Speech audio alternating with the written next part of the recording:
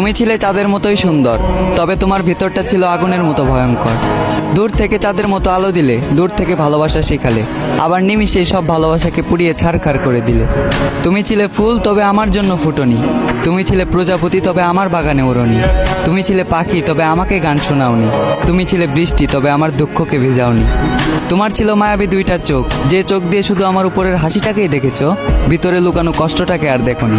তোমার পাশে অন্য কারো ছায়াটাকেও সহ্য করতে পারতাম না। আজ দেখতে হচ্ছে তুমি অন্য কারো হাত ধরে চলো, অন্য কাউকে ভালোবাসার কথা বলো। শুধুমাত্র তোমার কারণেই আমার আলোকিত জীবনটা আজ আধার কালো।